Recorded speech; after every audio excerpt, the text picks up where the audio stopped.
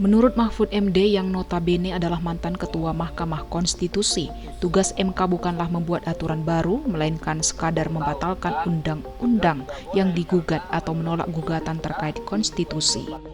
Saat ditanya perihal putusan MK soal usia Capres-Cawapres yang membolehkan orang berusia di bawah 40 tahun untuk maju asalkan pernah menjadi kepala daerah, menurut Mahfud MD putusan itu tidak sesuai aturan. Putusan Mahkamah Konstitusi itu sudah dijatuhkan dan sudah mengikat apapun isinya itu tetap harus dilaksanakan. Karena mudaratnya akan lebih banyak tuh kalau dipersoalkan lagi, nanti berakibat pada pemilunya.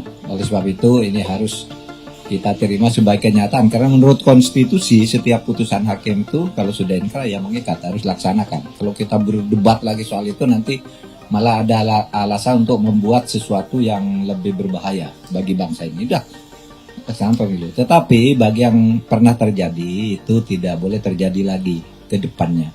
Karena dalam pengadilan itu ada asas-asas sebenarnya. Misalnya yang paling terkenal itu kalau satu perkara terkait dengan kepentingan diri sendiri, keluarga, punya ikatan kekeluargaan atau hubungan kepentingan politik, itu hakim tidak boleh mengadili.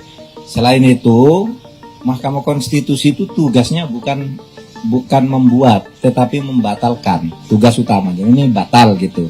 Tapi ini tidak batal tapi ditambah, itu sebenarnya tidak boleh kalau aturan, tetapi kedepannya tidak boleh terjadi. Dan sekarang ini sedang berproses satu majelis kehormatan hakim.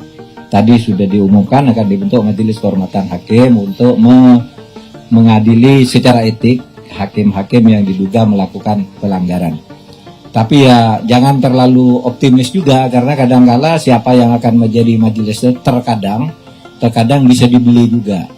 Bisa direkayasa juga, kamu yang jadi keputusan ini bisa saja terjadi jika situasi pengembangan dan pembangunan hukum masih seperti sekarang. Tapi ini semua jadi pelajaran bagi kita agar ke depan itu tidak boleh terjadi lagi.